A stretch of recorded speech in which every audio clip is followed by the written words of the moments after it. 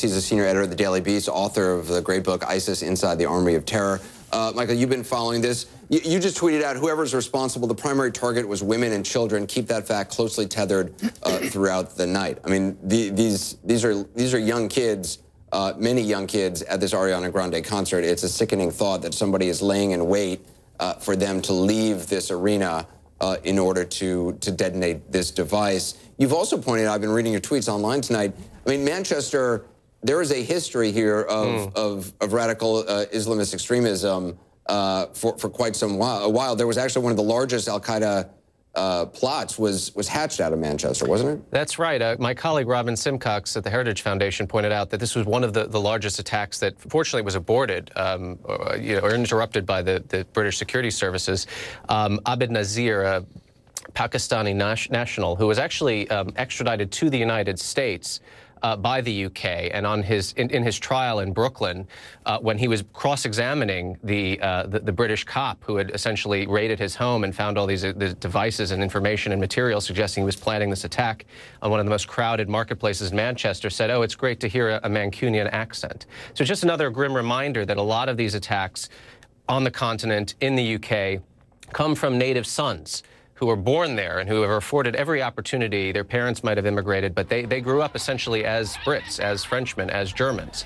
And I wouldn't be surprised to find out if this was either a native Manc or somebody who had spent his entire life in the UK. And to your point, yes, this is a concert, these are, the cliche is they're soft targets. I don't know there's anything particularly soft about the carnage that's being perpetrated, but here you have a band that caters to a certain demographic, young teenage girls. So this will have been shown. If this was, and again, I want to sort of issue the caveats that we don't know exactly what's happened yet. I don't want to get ahead of my skis on this. But if this was an act of Islamist or al-Qaeda or ISIS perpetrated or executed terrorism, they will have planned to kill as many women and children as possible. And what they'll do to justify it is they'll say, you, the Crusader conspiracy that's ranged against the Sunni Ummah, you're killing our daughters and our women and our children in Syria and Iraq. That's their moral equivalence. That's the argument they trotted out when they immolated the Jordanian pilot in a cage several years ago. That's the argument they always trot out. It's always about,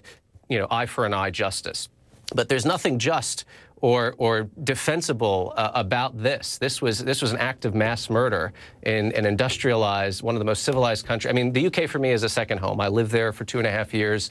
I got married there. I have family that come from there. It hits me very personally when I see this happen. And as Paul points out, yes, the attack in Westminster several weeks ago, for ISIS, that will have been sort of a busted flush. It didn't kill as many people as they would have liked. This, when the death toll is 20 people and probably going to escalate if this was indeed some kind of shrapnel-laden explosive device or a nail bomb, this is the kind of attack they're looking to perpetrate.